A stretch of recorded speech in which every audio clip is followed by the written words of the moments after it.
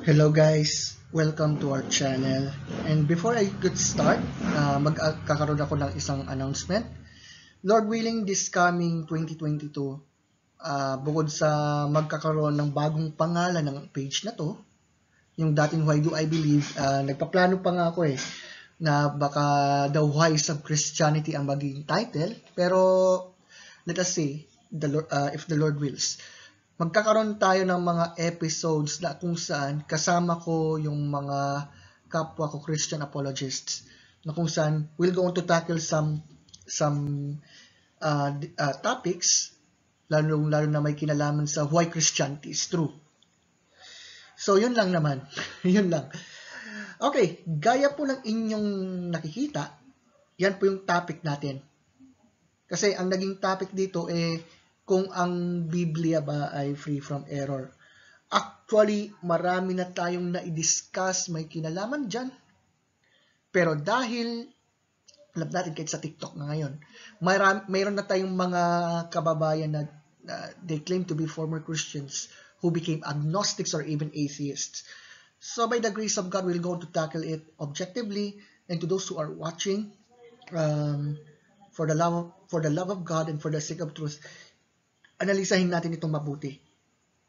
Kasi naniniwala ako na mahalaga na we must have to learn something about it. Alamin natin kung ano talagang totoo by means of examination of the evidence. So, hindi pa ako dadako sa mismong TikTok video sa ngayon kasi didiscuss natin kung anong ibig sabihin ng pagiging inerrant o infallible ng kasulatan. Alam nyo, 3 points to ponder kasi tatalakayin natin dito ngayon. And if the Lord wills, hopefully, may discuss natin mabuti. So syempre, anong ibig sabihin yung pagiging inerrant at reliable ng Bible? Pangalawa, doon na natin papasok yung pagsagot yan sa katanungan na lalo na ang naging issue ay may kinalaman sa sinasabing contradiction daw di umano sa resurrection account sa Matthew, Mark, Luke, and John. Ironically, that person mentioned Bart Ehrman here.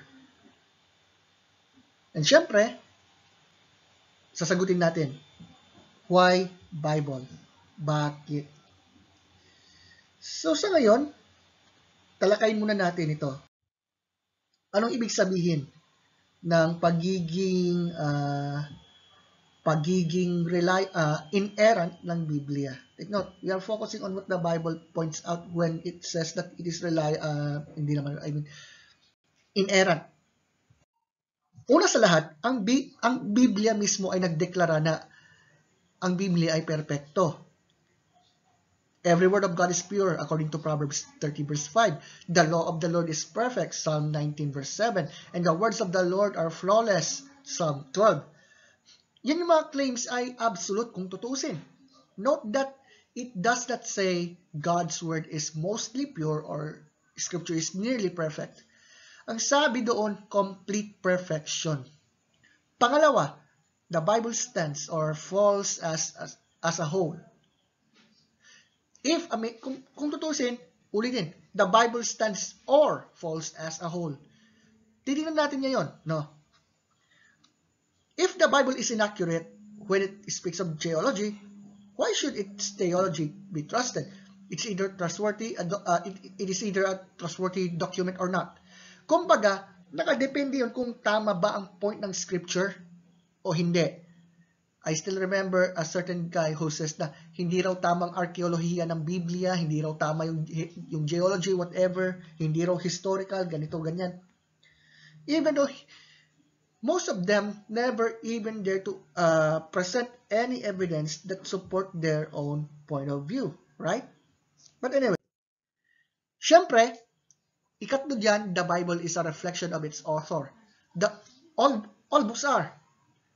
Kaya nga, tingnan nyo, the Bible was written by God Himself as He worked through human authors in a process called inspiration. Sabi niya ng 2 Timothy 3:16, all scripture is God-breathed. Listen to this, my friends. We believe that the God who created the universe is capable of writing a book. And the God who is perfect is capable of writing a perfect book. Ngayon, ang issue ay hindi simpleng does the Bible have a mistake or can God make a mistake?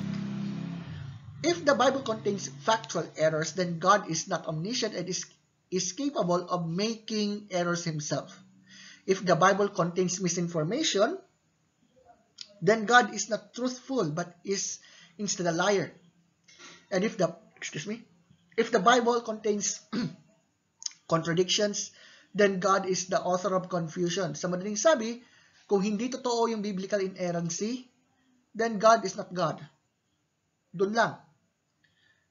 Ngayon, ang naging assumption kasi ng mga skeptics, may mga errors daw, may mga contradictions daw ang Biblia. Pero tingnan natin maya-maya, lalo sa halimbawa na ibinigay, which is the resurrection accounts. If the Lord wills, may discuss natin itong mabuti. Siyempre, sabi dito, the Bible judges us, not vice versa. Sabi nga ng Hebrews 4 verse 12, for the word of God judges the thoughts and attitudes of the heart. Obviously, ganun naman talaga eh. Kumbaga, kung mapapansin natin, di ba? Kung makikita natin yung salitang puso at yung salita, the word examines, the heart is being examined. Ganon. Kaya nga merong sinasabi yung scripture na be doers of the word. Dapat kung ano yung tinuro ng salita ng Diyos, we must have to do it, right?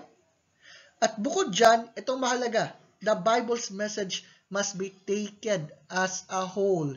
It's not a mixture of doctrine that we are free to select from.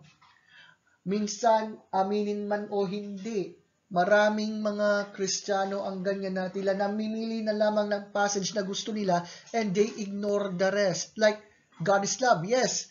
Pero there are some na hindi nila pinipinpoint ang katotohanan na ang Diyos ay banal at makatarungan. Diba? Kaya nga ang point dito dapat, when we are going to point out what the Bible really says here, dapat nga sinasabi na it must be taken as a whole. Dapat buo ito. Anyway, may problema bang aking headset? I don't know. I'm still hoping na okay pa ito. Anyway, let's continue. Siyempre, the Bible is our only rule for faith and practice. So, dyan napapasok yung sola scriptura. Kung hindi ito reliable, then on what do we base our beliefs? Jesus asks for our trust, and that includes trust in what He says in His Word.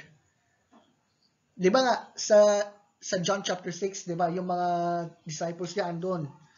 Tapos, they are thinking na parang matindi yata yung turo ng Lord. At the end of the day, umalis. Ito namang mga disipulo, yung mga apostol niya, andun naman. So, nagtanong ang Lord, alis din ba kayo? Sabi ni Apostol Pedro, listen to this, Lord, to whom shall we go? You have the words of eternal life. Nawa, lalo sa mga Christians na nakikinig, yan dapat ang ating isa-isip at isa-puso. Diba?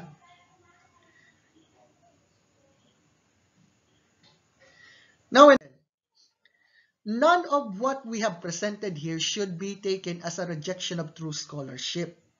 Biblical inerrancy does not mean that we are to stop using our minds or accept what the Bible says blindly. Di ba nga, sabi nga ng 2 Timothy 2:15, we are commanded to study the Word. At dapat nga, we must have to examine it, we must have to search it like what Bereans did. Also, we recognize that there are difficult passages in the Bible, as well as sincere disagreements over interpretation. Our goal is to approach Scripture reverently and prayerfully, and when we find something we do not understand, we pray harder, study more, and if the answer still eludes us, humbly acknowledge our own limitations in the face of the perfect Word of God. Now, ang Bible ba ay mayroong error, contradiction, o kaya discrepancy? Yan ang ating focus ngayon kasi sa ating tinatalakay ngayon. Ang ating focus ay yung TikTok video ng isang tao na dati raw siyang, let's say, evangelical na naging agnostic. Tapos parang naging malaki yata yung impact yung pagbasa niya ng book, for example, yung book ni Bart Ehrman. Pero mamaya, i-pinpoint natin yung mabuti. Ngayon, does the Bible contain errors, contradictions, or discrepancies? If we read the Bible at face value, yung talagang nilalaman, yung mismong kabuuan, without a preconceived bias for finding errors, yan in-emphasize natin, without a preconceived bias for finding errors, we will find it to be a coherent, consistent, and relatively easy to understand book. Opo, na-recognize natin na mayroong mga difficult passages, di ba? Okay lang, di ba? Oo, mayroong mga passages na sounds like contradictory. Tandaan natin, ang Biblia ay isinulat ng 40 katao by the inspiration of the Holy Spirit over a period of around 1,500 years. Grabe yun matagal. Each writer wrote with a different style, from a different perspective, to a different audience, for a different purpose. We should expect some minor differences. Pero, hindi porke difference yan, ibig sabihin contradictory na. No. Kumbaga, sabi nga ni Dr. Frank Turek na complementary nga yan kung tutuusin. It is only an error if there is absolutely no conceivable way that verses or passages can be reconciled. And even if an answer is not available right now, hindi ito nangangahulugan na walang sagot yan. Bakit?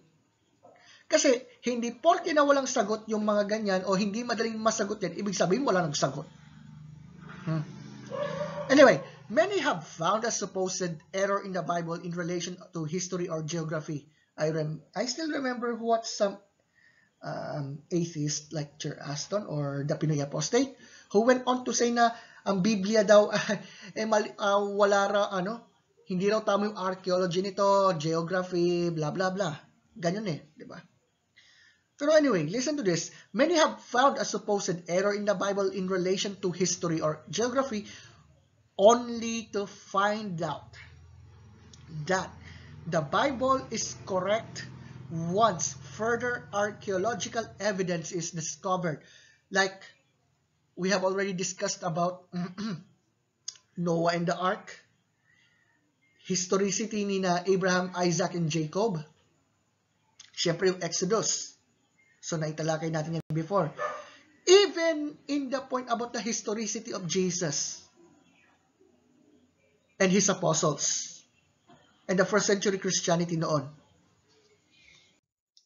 We often receive questions along the lines of, explain how these verses do not contradict, or look, here's an error in the Bible. Madalas silang ginagawa ng mga skeptics minsan Like, tingnan nyo, halimbawa sa resurrection account, kita nyo, yung isa sinasabi na ganito, pero yung sabi ng isa, ganyan. Kita mo, may error, even though, hindi naman ito na isasaliksik lang mabuti, o tinitingnan yung mismong context.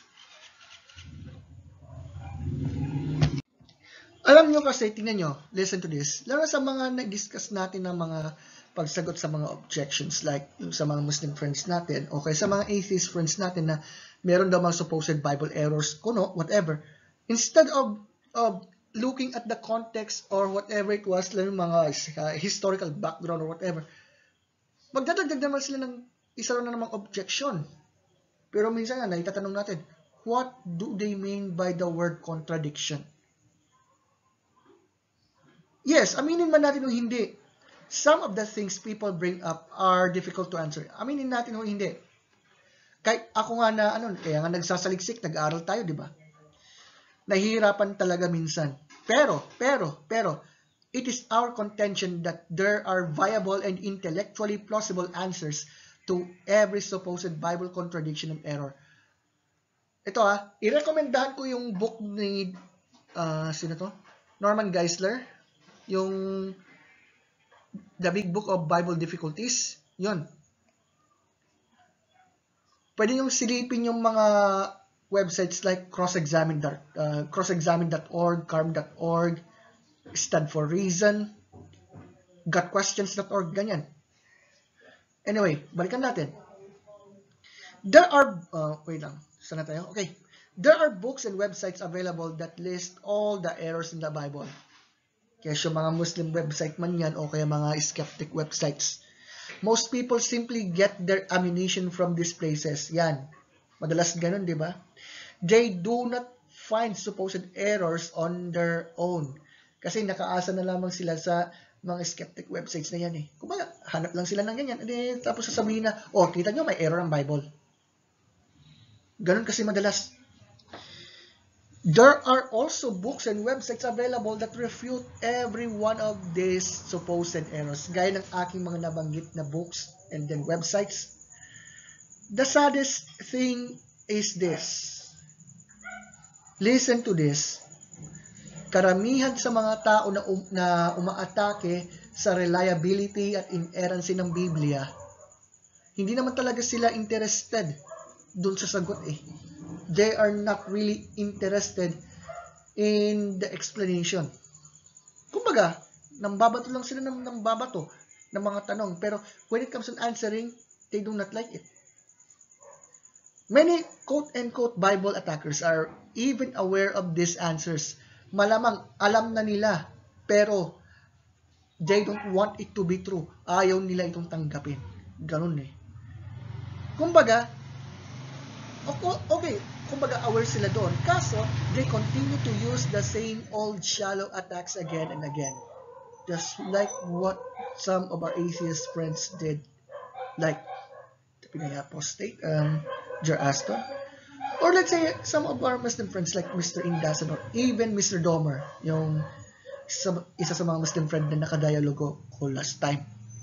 So, kumbaga, ang naging problema minsan sa mga gumagamit ng mga objections na ganyan, they are not willing to examine. It's either ayaw lang talaga nila or whatever. Pero sa bagay, nasa sa tao rin naman yun. Yun lang yung nakakalungkot. So, what are we to do when someone approaches us with an alleged Bible error? Siyempre, study the scripture, tingnan natin. Pero siyempre, kailangan meron yung gabay ng Lord sa atin while we are doing it. Kaya nga, pinakauna talaga panalangin, di ba? Siyempre, pumapangalawa dyan, do some research. Yan naman ang mahalaga doon eh. Dapat yan ang magawa talaga natin bilang mga Christians talaga. Examine it. Siyempre, pangatlo, walang masama kung tanungin natin ito sa mga pastor o church leaders para makita kung merong mga ganyan na solusyon dyan. Siyempre, ngayon, yung pang-apat, if there's still no clear answer after sa mga steps na yan, well, we trust God that His Word is truth and that there is a solution that just simply has not been realized yet. So, yung mga claim na, hindi nyo masagot yan, whatever. Hindi porke na hindi nahanap yung sagot, ibig sabihin walang sagot. Yun lang. Ngayon, hindi naman kasi natin kailangang pagpilitan yung mga ganyang bagay. Kumbaga, let the God of truth will reveal it. Kumbaga, iasa talaga natin yun sa Panginoon. Nandyan na, sa bagay, andyan na yung mga sources, whatever it was. At the end of the day, let the Holy Spirit will guide us at the end of the day. Siyempre, if Christianity is true, then God exists. Jesus rose from the dead. He is the way. Now, siyempre, kung tinutukoy naman sa inerrancy, listen to this. To be inerrant is to be free from error. Only the original autographs, yung mga original na manuscript na sinulat ng mga apostol at mga propeta, are under the divine promise of inspiration and inerrancy. The books of the Bible as they were originally written under the inspiration of the Holy Spirit were 100% perfect, inerrant, accurate, authoritative, and true. There is no biblical promise that copies of the original manuscripts would be equally inerrant or free from error. As the Bible has been copied thousands of times over thousands of years, some copies errors have likely occurred. So, dyan papasok yung tinatawag na textual criticism. Siyempre, it's important to remember that the biblical manuscripts we have today are in 99% agreement with one another.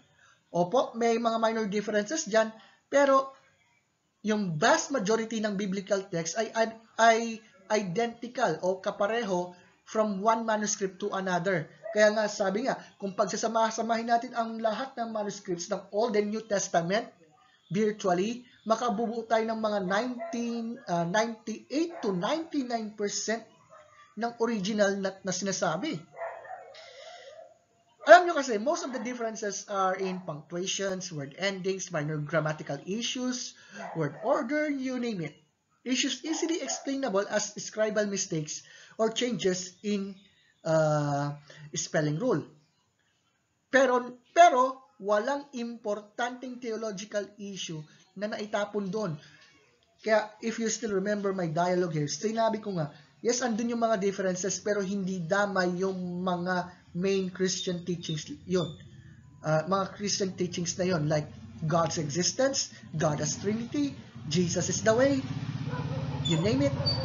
Salvation is through Christ alone. Ganun ba? So, listen to this. Biblical manuscripts from the 15th century agree completely with manuscripts from the 3rd century. So, we can have absolute confidence that the Bible we have today is almost exactly identical to what the apostles and prophets wrote 2,000 plus years ago. So, we should not be quick to say, oh, that's just a scribal error. The Bible's quote-unquote errors can be explained in a logical and believable manner. Discrepancies that cannot be explained could very well have an answer that we simply do not know at this point. Just because we cannot find a solution does not mean that a solution does not exist. So, na-pinpoint nyo natin kanina. It's possible that minor errors have crept into our modern manuscripts and translations of the Bible. Copyists and translators are human beings, and they make mistakes. The fact that the Bible we have today is incredibly accurate is a testimony to its inspiration and preservation by God. So, anong pinakapunto natin? Yes, we acknowledge na merong ganyan, kaya nga may tinatawag na textual criticism. Pero at the same time, pinapatunayan dito ng mga 98 to 99% nito nagre-reflect sa original writings ng 40 writers ng Old and New Testament. Sa bagay, ipipinpoint natin, minsan mas okay pa ngayon maraming mga kopya na ganyan. Bakit? Kasi at least may analyze kung saan yung tama at ano yung hindi. So now, at this point, can we still trust the Bible kung wala na yung sinasabing mga original manuscript na yan? Can we still trust the Bible? Well, absolutely. Modern Bible translations are God's Word. The Bible today is just as authoritative as it was in the 1st century AD. We can completely trust the Bible as being God's message to us. Yes, the biblical promises of inspiration and inerrancy only apply directly to the original manuscripts, but that does not impact our modern Bible's accuracy and authority. Despite the occasional failings and mistakes of copyists and translators, God's Word endures forever. So, kasi alam nyo kasi, tingnan nyo, Christianity is true, sabi nga ni Dr. Frank Turek.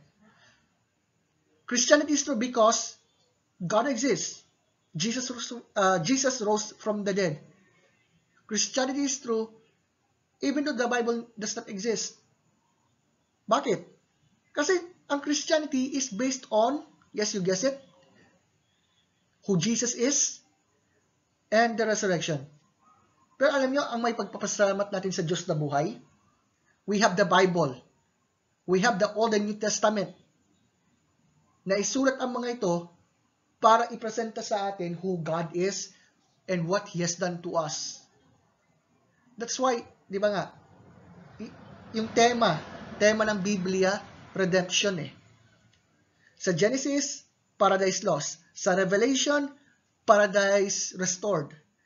Anything in between is the story of redemption. So, ganun yun. So, at this point, ito na mismo ang ating tatalakayin. We will go on to answer a certain TikTok video from a certain agnostic who claimed to be former evangelical who became agnostic. Anyway, gusto kong ipinpoint sa inyo itong video na to. So, please listen carefully. Tapusin naman natin yan. So, wait a minute. I hope mapakinggan nyo mabuti. So, ayan naman yung mismong script. Please follow it. And let's do it. Sabi ng teacher ko, the Bible is free from error. What are your thoughts about this? No, the Bible is definitely not free from error. Ito yung una kong nalaman when I started deconstructing. I realized na super daming contradictions sa Bible. And I've also pinned a YouTube link for you guys to see the contradictions. As for the New Testament, super daming makikitang contradictions about the resurrection of Jesus Christ sa Gospel books, which are Matthew, Mark, Luke, and John. You can read more about how the New Testament was written sa book ni Bart Ehrman entitled Misquoting Jesus. Sabi ng teacher, Ayun, okay. So, narinig din naman yung pangalan ni Bart Ehrman uli. Okay. So, sabi niya dito, yun, yung sinasabi na, sabi ng teacher ko, the Bible is free from error. What are your thoughts about this? And then she said, no, the Bible is definitely not free from error. Yung point niya dyan eh. Kasi kumbaga, ang inatake niya rito yung inerrancy ng scripture. Tinalakay natin kanina yon, di ba? Please, dun sa mga nanonood na mga agnostics dyan or skeptics, please, before nyo mapakinggan tong answer na ating i-discuss, lalo na sa issue ng, kasi about sa resurrection account, muli nyo panoorin muli nyo pakinggan yung answer natin dyan about dun sa issue nyan. Take note, if we are talking about the so-called errors for this, here are, excuse me, short reply muna tayo. Ano ba ang ibig sabihin niya na contradiction? What do you mean by the word contradiction? Una yan. Pangalawa, I think she was making assumptions here, but not even dig deeper in the surface in the arguments that she was making. Basta lamang siya nagsabi na, sa resurrection account, marami daw contradiction kuno. Wala, ganun lang. Ganun lang, di ba? At syempre, yung pangatlo, hindi na bago tong objection na to. Hindi na bago tong mga ganyang mga tanong. Katunayan niya, kahit yung mga Muslim friends natin o kahit yung mga atheist friends natin, they went on to say that there are many so-called errors or so-called contradictions daw sa Bible.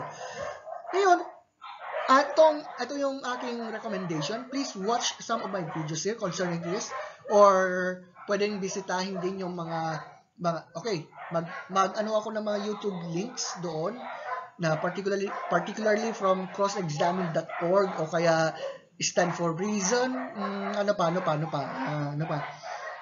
Pasensya na po sa mga asong nagkatahulan kung naririnig nyo man. But anyway, examine na natin ngayon yung point na to, which is, you guess it? We will talk about the resurrection account. Unahin natin ang mga to. Like yung sa Matthew 28:5, kasi 'di ba, ang yung naging focus doon ng ating kaibigan yung tungkol daw sa so-called contradictions daw sa resurrection account sa four gospel accounts Matthew, Mark, Luke, John.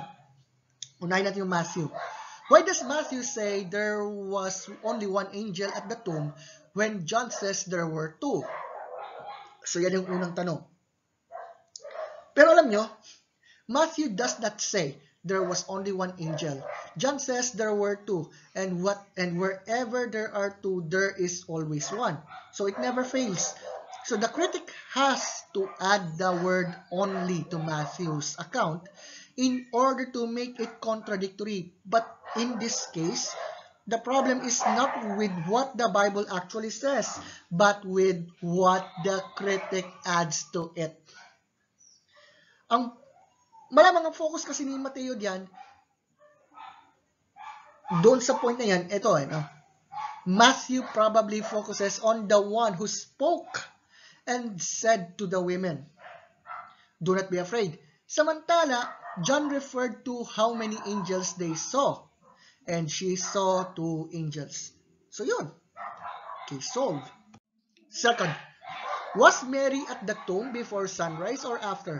I think, ewan ko sinong nagtanong ng ganito, but anyway, that's okay.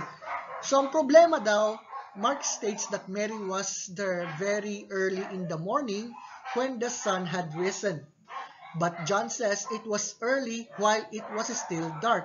Pero alam nyo, there are 2 general possibilities here.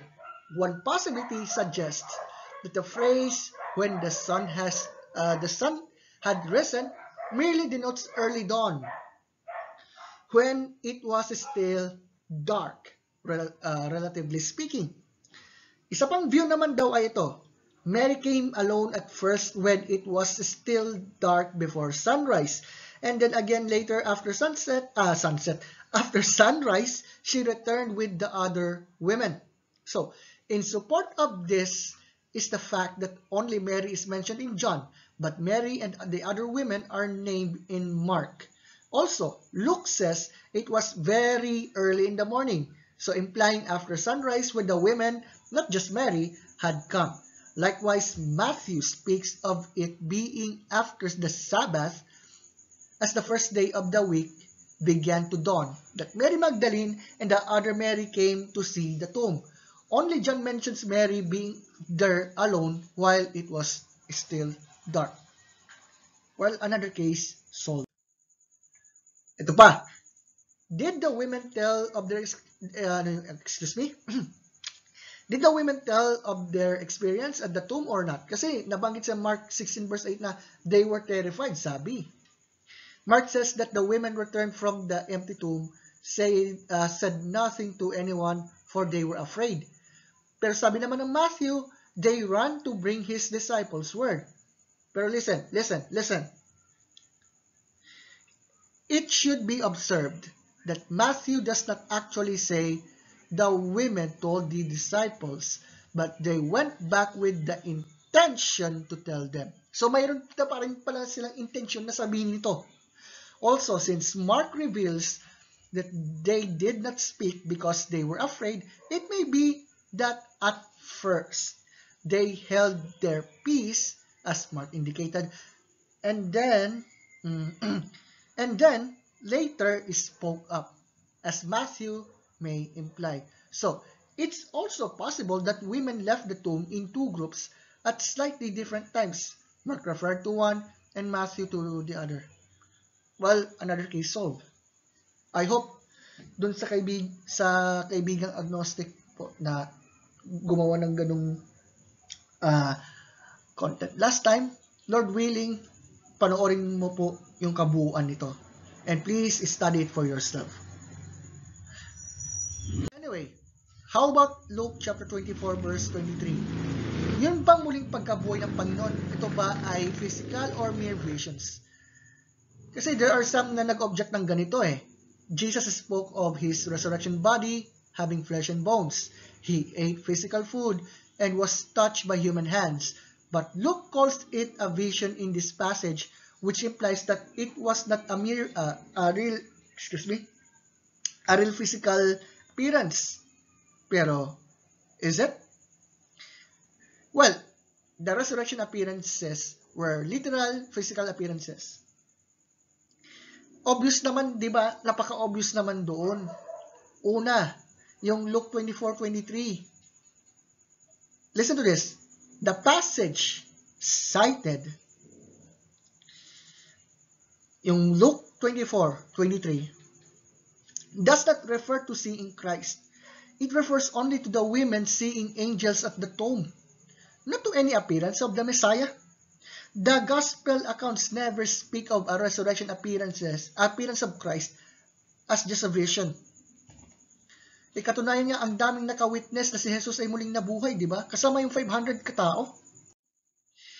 The difference between a mere vision and physical appearance is significant. Visions are of invisible spiritual realities such as God and angels. Appearances, on the other hand, are of physical objects that can be seen with the naked eye. Alam niyo sa resurrection appearance na ginawa ng Lord, talagang nakita ito ng mga tao. Talagang nakita nila na si Jesus ay muli talagang nabuhay physically, literally. Hindi siyang parang multo. No. He's not some sort of a ghost, ganyan. They really saw Jesus had risen from the dead. Yan yung testimony ng mga apostol niya. In any event, there is a significant difference between a mere vision and a physical appearance. So yun. Case solved. Isa pa, certainly the most common way to describe an encounter with the resurrected Christ is as an appearance. These appearances were accompanied by physical manifestations, gaya ng ginawa ng Panginoong Jesus, no? Nagsalita siya. Ipinakita niya yung mga markas sa kanyang mga kamay, yung mga pako na pinagpakuan dati na ngayon wala na, ganyan. Kumain pa nga siya, di ba? These phenomena are not purely subjective or internal. They involve a physical and external reality. At huli sa lahat, kung titingnan naman natin yung point ng 1 Corinthians 15 sa sinulat ni Apostol Pablo, anong contention niya dyan? Lalo nung nakita niya ang muling nabuhay na Panginoon. The contention that Paul's experience must have been a vision because those with him did not see Christ is unfounded, since they both heard the physical sound and saw the physical light, just as Paul did. Only Paul looked. Si Pablo lang ang nakakita dun sa liwanag at ang napansin niya ay walang iba kundi ang Panginoong Jesus na muling nabuhay. Ngayon, ito pa, isa pa. Why did the disciples go to Galilee when Jesus commanded them to stay in Jerusalem? Well, listen to this. Una sa lahat, it's possible that the command was not given until after they had been in Galilee. In this event, there would be no conflict whatsoever. Furthermore, the command to tarry simply meant to make Jerusalem their headquarters. It did not preclude taking short trips elsewhere. Jerusalem was the place they were to receive the Holy Spirit and to begin their work. Now, baka mayroon pang ibang mag-object. Did Jesus ascend from Bethany or from the Mount of Olives near Jerusalem? Kasi nabanggit ni Luke yun eh. Alam nyo kasi, ang Bethania or Bethany was on the eastern slope of the Mount of Olives. So, sakop ng Mount of Olives ang Bethania, which is just east of Jerusalem. Luke, who wrote both passages, saw no contradiction in referring to both places as the general location of the ascension of Jesus. He may have begun his ascension from the mount, passing to the east over Bethany as he disappeared from their sight. So, walang kontrahan yon. How about John 20 verse 17? If Jesus had not yet ascended to the Father, how could he have committed his spirit to the Father? Yung sinabi niya nung siya'y nasa cross, Father, into your hands I commit my spirit. Pero tingnan natin. The day he died, the spirit of Jesus went to be with the Father. So his spirit had been with the Father, but his body had not yet ascended into heaven when he spoke to Mary. The bodily ascension took place some 40 days later. So yun. So hindi ko na tatalakayin to kasi we have already formed that. Ngayon, do not the many discrepancies in the four resurrection narratives cast doubt on the historicity of the resurrection itself? Each of the four evangelists, each of the four evangelists contributes valuable details concerning the events of the resurrection of our Lord Jesus Christ. Not all these distinctive items of information are contained in all four gospel accounts. Some are contained only in one or two.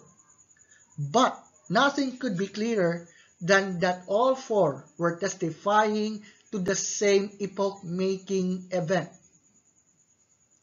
That the same Jesus Christ who was crucified on Good Friday rose again in his crucified body on Easter Sunday morning. The very fact that each of the four writers contributed individual details from his own perspective and emphasis furnishes the most compelling type of evidence possible for the historicity of Christ's conquest over death and the grave. A careful examination of these four records in comparison with one another demonstrates that they are not in any way contradictory. Despite the charges leveled by some critics, it's helpful to synthesize all four accounts in order to arrive at the full picture of what took place on Easter itself and during the weeks that intervened until the ascension of the Lord Jesus. So kung mapapansin natin, yung four gospel accounts naman, they are united in one point. Jesus rose from the dead. Si Jesus ay muling nabuhay. Yan ang nagkaisang point na pinunto ng four gospel accounts. Matthew, Mark, Luke, John. Yung mga so-called contradictions na yan, hindi naman talaga contradiction yan eh. Kumbaga complementary yung record niya. Bakit? Alam nyo kasi mga kapatid, kung titingnan natin mabuti yung nilalaman nito, lalong-lalo na yung sa gospel accounts, without any biases in naturalism or whatsoever, makikita naman talaga natin that those people na nabanggit, Mary Magdalene, yung mga apostol niya, even the 500 people na nabanggit ni Pablo, they really witnessed that Jesus really rose from the dead. Ipinahayag na si Jesus ay muling nabuhay. Well, alam nyo, gusto kong i-mention yung sinasabi dito ng The Curious Believers. I will mention it before we go on to this one. So, hindi ko natin tatalakayin kasi napaka-obvious naman. Mamaya, tatalakayin natin dito.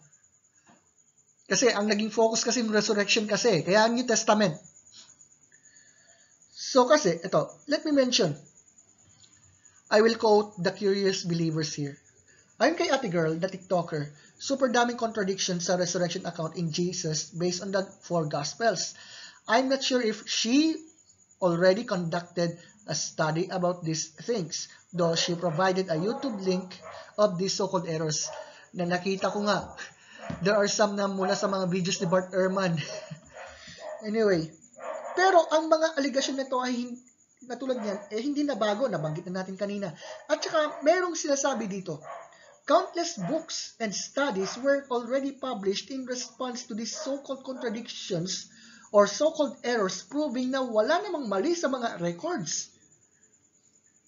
Lalo na sa issue na yung katotohanan na si Jesus ay muling nabuhay. You can read Evidence That Demands a Verdict by Josh McDowell and Sean McDowell. Ano pa? The Case for Christ by Lee Strobel. Yan. Kaya naging Kristiyano si Lee Strobel dahil sa kanyang research about the resurrection of Jesus. I will recommend everyone to read it. Basahin yung mabuti, pag-aralan yung mabuti yun. At bukod dyan,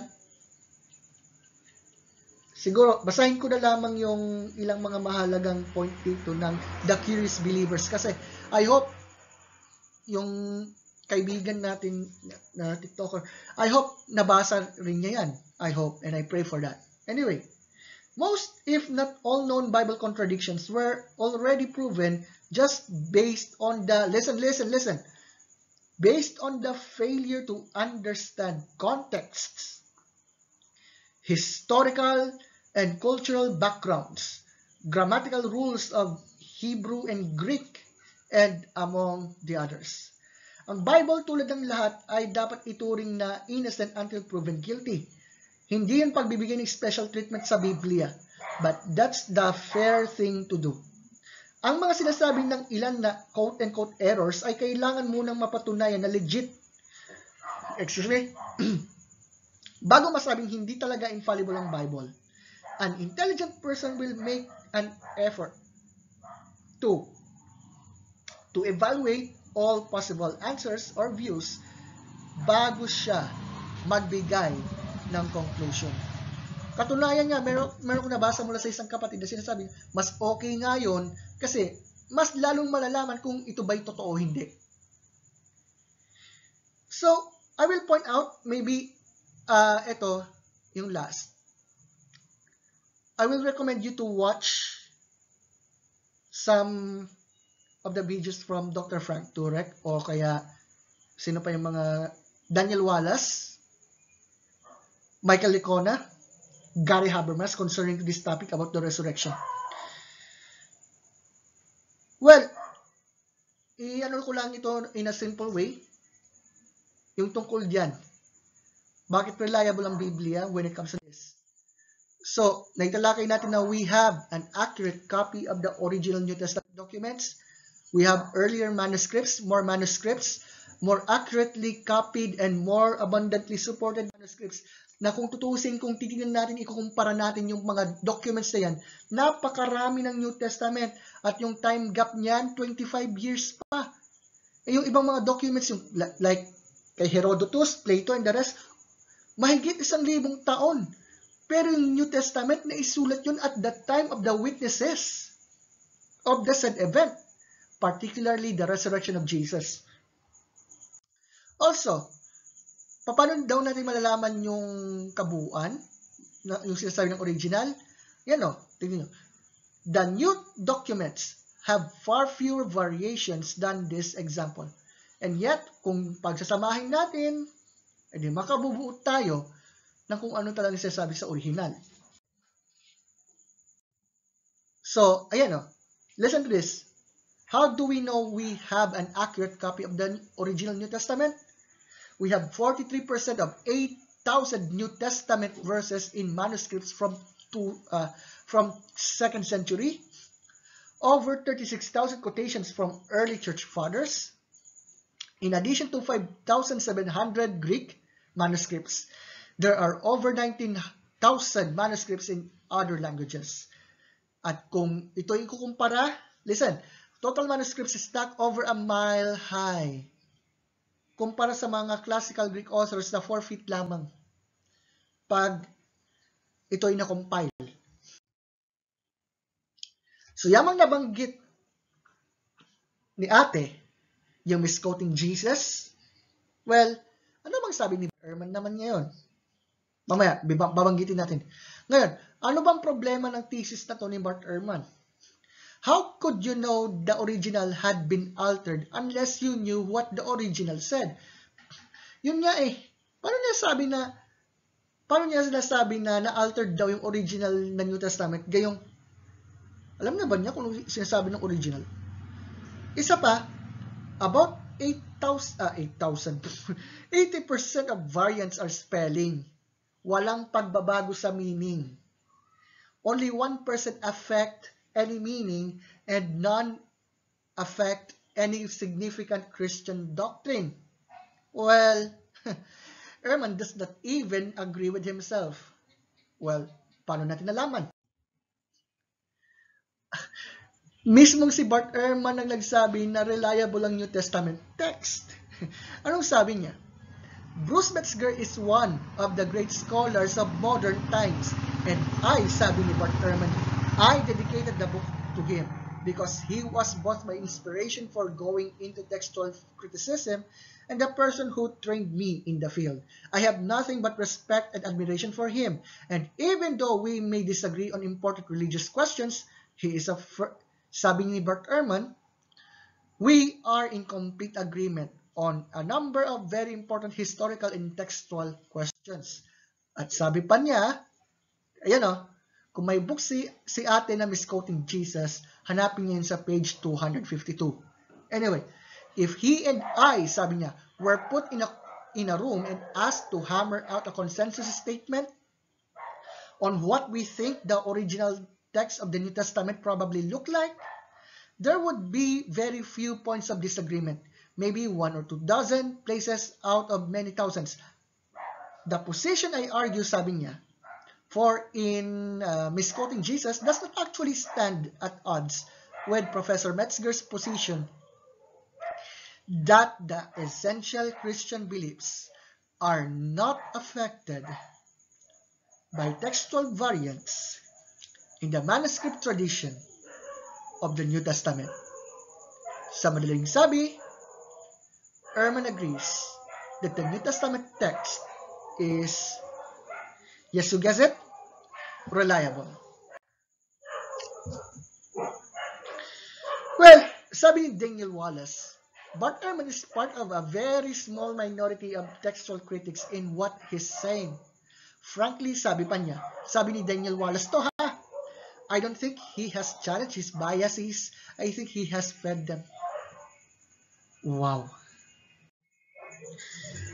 Isa pa, sabi pa ni Sir Frederick Kenyon, it cannot be too strongly asserted that in substance the text of the Bible is certain, especially is the case with the New Testament. Talagang kahit yung mga manuscript na yan na nasaliksik, kesyo ito yung Greek manuscript yan o ano pa man, pinapatunay na reliable ang New Testament. At merong 6 E's na nagsasabi na totoo talaga at reliable ang New Testament. We have early testimony, we have eyewitness testimony, we have embarrassing testimony, we have excruciating testimony, we have expected and also extra-biblical testimony. Kung tingnan natin naman sa early testimony, most of the New Testament books were written at the time of the eyewitnesses. Kahit yung ibang mga writings ito, before the time when Roman Empire conquered Jerusalem on 70 AD. Kita nyo? Grabe. Nakaka-amaze, di ba? Also, kaya sinasabing eyewitness testimony kasi ito ay naisulat sa panahon ng mga eyewitnesses. Mismong si Lucas, nabanggit niya yung mga historical records niya na-mention niya sa Luke at Acts. Kaya pansinin niyo yung ito sa Acts, there are 84 historically confirmed eyewitness details. And Luke includes several others in his gospel accounts. Sa John, there are 59 historically confirmed or historically probable eyewitness details. Kaya alam niyo, nakaka-amaze talaga yung Bible, whether Old or New Testament man kung tutusin. Ayan na-mention mga historical persons sa New Testament. Ayan pa.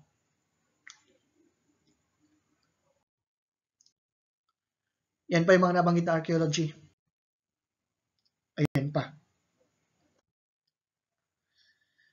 Sabi ni Jeffrey Scheller, in Extraordinary Ways, modern archaeology has affirmed the historical core of the Old and New Testaments, corroborating key points of the stories of Israel's patriarchs, the Exodus, the Davidic monarchy, and the life and times of Jesus. Amazing. Siyempre, di mawawala yung mga embarrassing na mga point dyan inamin, alam nyo kung talagang dinoktor lamang ng mga writers ng New Testament yan, bakit inamin ng mga nagsulat, yung mga disipulo nito, na sila ay mga dim-witted, they are uncaring, they were being rebuked, gaya ng pag-rebuke ni Kristo kay Pedro. Biruin mo, tinawag ni Kristo si Pedro na Satan doon. Get behind me, Satan. Wow! Also, inamin nila na sila ay naging duwag. Inamin din nila na sila ay nagkaroon ng doubt, nagkaroon ng pagdududa. Kahit nung time na si Jesus ay muling nabuhay at siya ay nakita na, sabi niya ng Matthew 28 verse 17, na they worshipped Him but some doubted. Grabe, no? Alam nyo kung purong kabutihan lamang yung nakikita doon sa isang sulatin, malaki yung possibility na ito ay kwan lang, tawag dito, na forge lang. Pero, grabe talaga yung pag-amin ng mga apostol ni Kristo dyan. Isa pa, meron din mga embarrassing testimony na nabanggit kung saan nabanggit yung tungkol kay Kristo na siya'y inakusahan na mayroon daw, sinasabi na out of his mind daw, na si Jesus ay tinalikuran ng mga followers niya, hindi nga siya sinampalatayanan ng mga kapatid niya sa laman. Meron nga nabanggit na si Jesus daw ay deceiver, God forbid. Siyempre, tinawag pa siya na madman, drunkard, demon-possessed, at marami pang iba. Siyempre, nabanggit din yung excruciating testimony. Paano yon? They died, yung mga apostol ni Kristo, yung mga first century Christians na yan, nakaranas sila ng matitinding pag-uusig. Yung mga apostol ni Kristo, they were being killed, they were being put to death, maliban kay Apostol Juan. Bakit? Simple lang. They declared that Jesus rose from the dead. That they declared that Christ alone is the way of our salvation. What did the New Testament writers have to gain by making up a new religion? They had every motive to say the resurrection did not happen. And why would they die for a known lie? They did not die for a lie. They died because they had witnessed that Jesus rose from the dead. They really saw it. They really witnessed it. Siyempre, expected testimony, tumutukoy na yan sa mga prophecy from the Old Testament, like Isaiah 53. So, ayan. Ayan, yung nagpapatunay na si Kristo Jesus talaga ang fulfillment ng mga Old Testament prophecies concerning to the coming Messiah. At syempre, extra-biblical testimony, yung mga nagpapatunay na si Jesus ay talagang nag-exist noong first century. We have 10 ancient non-Christian sources, including historians, government officials, and other sources like Josephus, Tacitus, you name it. So, pinapatunayan natin dito na ang New Testament talaga at kahit ang Old Testament, kinukumpirma na ang Biblia ay makatotohanan sa kanyang sa pagpapahayag nito. Na talagang reliable nga ito. Well, ito yung ang may re-recomendahan ko sa mga agnostic friends natin, sa mga skeptic friends natin. Examine natin yung both sides. Well, bago ko matapos yan, napansin ko rin yung ilan sa mga comments ni ate concerning to this. Nung merong nag-comment doon sa mga points na sinabi, na siyang i-reactan ko ngayon by God's grace. Ang hirap paghanap. Sorry for that. Pero I'll go on through it. So please bear with me for this.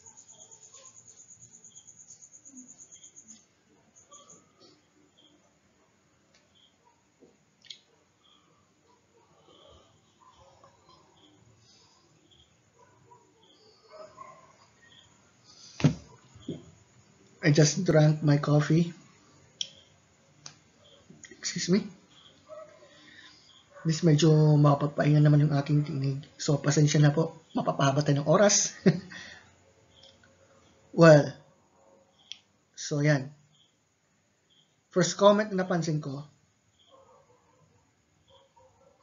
may nagsabi gawa lang ng taong Bible. Totoo naman. nagawa ng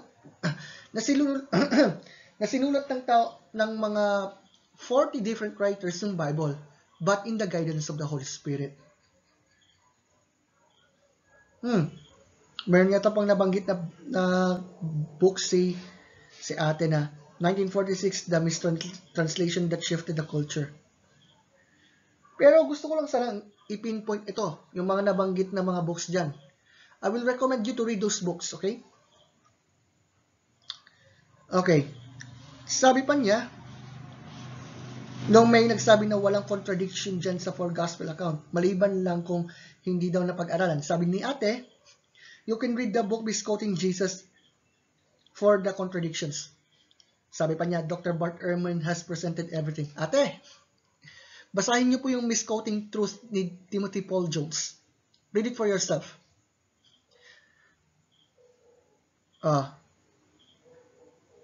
Sabi pa, yung tungkol sa naging dialogue with Dr. William Lane Craig, pambihira, sabi pa niya, alam ko, Bart won that debate.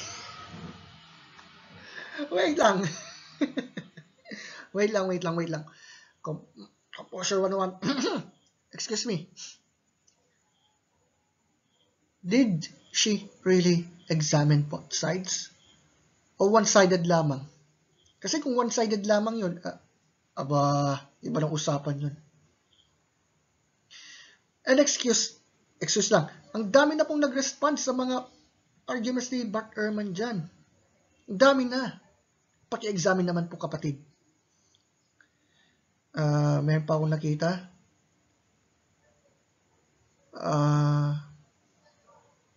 Wala na. Yun lang yung kwan. Yung nakita ko lang yung sinabi ni ate girl. But anyway. So, ayan. Yung mga naka-capitalize pa, naka-capital letters pa ako yung mga nabanggit na libro. And I recommend you to read it for yourselves. Examine it. You know what? Ang napansin ko lang, hindi ko lang bibisitain kung anong reason niya why she left Christianity and became agnostic. Hindi ko lang bibisitain yun. Pero, yun lang. Aminin natin o hindi. Mayroon talaga minsan na mga doubts kasi sa ating isipan. Pero, hindi yun nangahulugan na parang nagkasala ka, whatever. No. Ang doubt, pinipinpoint lamang na we need to have some research. We need to examine what we believe. Hindi nga kasalanan yun kung tutuusin. Ang maging kasalanan lamang yun, yung tinatawag na unbelief. Yun. So that, alam nyo, mga kapatid, I will go to end this up by this. If Christianity were true, would you become a Christian? Yan yung tanong ko ngayon. Kasi, tingnan nyo, doon sa sinasabi niya na so-called contradictions daw lang sa four gospel account nito, actually, hindi naman talaga contradictory yun eh. Complementary, kumbaga. Isipin natin halimbawa yung record about, let's say yung Titanic. Maraming naka-witness doon na lumubog ang Titanic. Pero, ang magiging pagkakaiba lamang yung mga secondary details. There are some who thinks na buong barko yung lumubog. There are some who thinks na nahati muna yon bago tuloy nalubog yung barko. Here's my question. Dahil ba dun sa ganong difference na yon, ibig bang sabihin, hindi lumubog ang Titanic? No. Lumubog ang Titanic, totoo. Nasaksihan yun ng mga tao doon. At bagamat merong magkaibang parang tila baga on how it happened, they recognized what really happened. Lumubog ang Titanic. Yun. The same sa point na yan when it comes on the fact that Jesus rose from the dead. Although let's say na merong ilang mga difference doon, hindi yun contradictory, kundi complementary. At nagpapatunay pa nga dyan ng pagiging reliable o magiging mapagkakatiwalaan ng Bible. So there you have it. Our response doon sa naturang TikTok video ni ate. at kay ate, I hope and I pray that you will go on to examine both sides here. I don't know for sure why you decided not to be a Christian anymore or whatever. I don't know. Ayokong ipinpoint. But ang tanging masasabi lang, i-examine nawa yung both sides, yung parehong panig. Alam ko, masasabing na mayroon kang mga natutunan from Bart Ehrman, so wala namang problema dun. Ang ano lang, kung totoo ba yung claim ni Bart Ehrman. Madalas kasi, let's say, anong tawag dito? So to speak, pagdating sa ganyang mga points, si Bart Ehrman yung binibisita. But here's my question.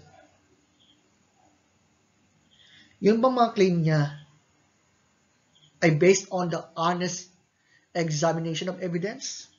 Or just because he does not want to have some sort of supernatural explanation? Actually, he admitted that.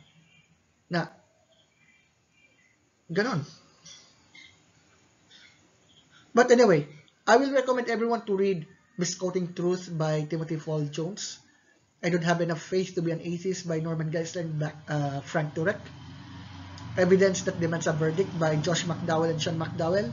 The Case book series, yung The Case for Christ, The Case for Faith, The Case for the Resurrection, The Case for Real Jesus, yung mga book din ni Lee Strobel. Cold Case Christianity by J. Warner Wallace. Idagdag na natin yung kanyang bagong libro na Person of Interest. Stealing from God, Why Atheists Need God to Make Their Case by Frank Turek. Meron pa yata akong di pa nabanggit na libro. Ano pa yun? Nakalimutan ko na. But anyway, yon. So that's all for this. I hope we have learned a lot here. And ito walang problema when it comes on doubts or whatever. Kasi lahat naman tayo may time na talagang nagdududa. Siyempre, anong gagawin natin? I-examine natin kung tama ba yung ating sinasampalatayanan, but with the help of the Holy Spirit. Ngayon, to our skeptic friends there, mga agnostics, mga atheists, kung talagang truth seeker po tayo, we must examine both sides. Examine natin, basahin natin, pakinggan natin, tingnan natin, pagtimbang-timbangin natin, and at saka hayaan natin yung evidence ang magsasabi. Well, that's all. I hope we have learned a lot here. So, God bless po sa lahat. And I pray na meron po tayong natutunan hinggil dito. So, God bless you guys. Have a great day. Jesus is Lord.